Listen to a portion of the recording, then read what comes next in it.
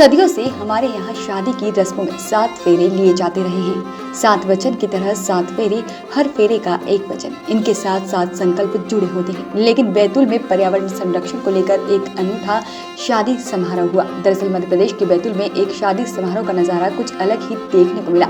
शादी पंडाल में गमले में लगे सैकड़ों पौधों को देख आप भी सोच में पड़ जाएंगे कि ये भला किस गार्डन की तस्वीरें हैं। ऐसा ही कुछ नजारा था यतीन्द्र पालीवाल और रुचि के विवाह समारोह का। पर्यावरण और जन संरक्षण के लिए वर्षों से काम कर रहे समाज सेवियों ने अपनी नर्सरी में तैयार किया फलदार और औषधियां और फूलदार पौधों में 501 पौधों के गमले का वितरण किया। विवाह समारोह में पहली बार इस प्रकार का दृश्य देखने को मिला कि आए हुए अतिथियों को दूल्हे राजा स्वयं ही पौधे बांटते मिले।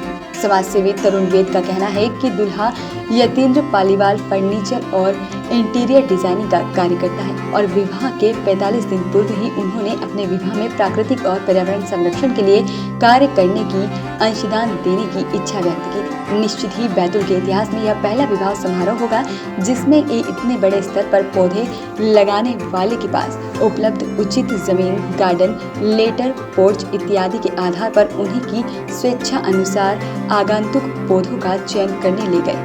बहुत ही यूनिक आइडिया था और मेरे ख्याल से बैतूल में फ़र्स्ट टाइम ऐसा हुआ होगा और मेरे सुनने में भी फ़र्स्ट टाइम ऐसा आया है कि किसी शादी में 500 पेड़ बांटे गए हैं जो अब हमारी शादी की निशानी बन गए।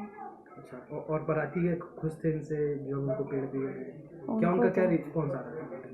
उनको तो मतलब फ़र्स्ट टाइम उन्होंने ऐसी शादी देखी होगी जिसमें इतने सारे पेड़ उनको बारात विदा में मिले होंगे। मेरे द्वारा कहीं ना कहीं जंगल को थोड़ी बहुत नहीं, ज़्यादा ही क्षति पहुंचाई जा रही है और उसके रिटर्न में मैं कुछ दे नहीं पा रहा हूं।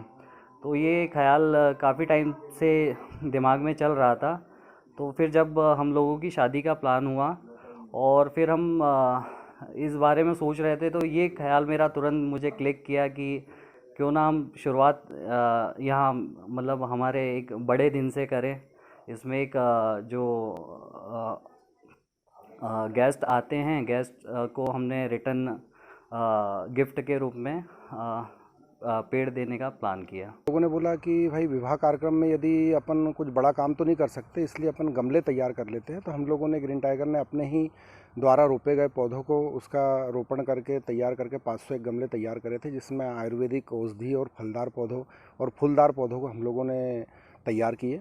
और उन 500 गमलों को ले आकर हमने वहाँ पे एक स्टॉल लगा के वहाँ पर रखे थे विवाह में और दूल्हा दुल्हन के हाथों उसको बंटवाए और शुरुआत उनसे करवाने के बाद फिर हम लोग सभी को बांटते रहे। इसमें एक अच्छी बात ये रही कि एक प्रकृति के लिए एक बहुत अच्छा मैसेज जन जागरण में गया है। लोगों ने अपने तरफ से खुद अपनी आवश्यकता अनुरूप अपनी छत की आवश्यकता, गार्डन की आवश्यकता, गली की आवश्यकता, खेत की आवश्यकता अनुरूप हम लोगों से पौधे लेके गए।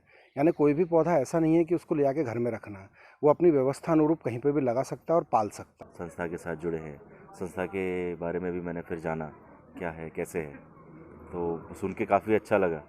और मतलब मेरे को एक टाइम पे ऐसा लगा कि ठीक है, ये ऐसी सोच मेरे को मेरी शादी के टाइम पे क्यों नहीं आई।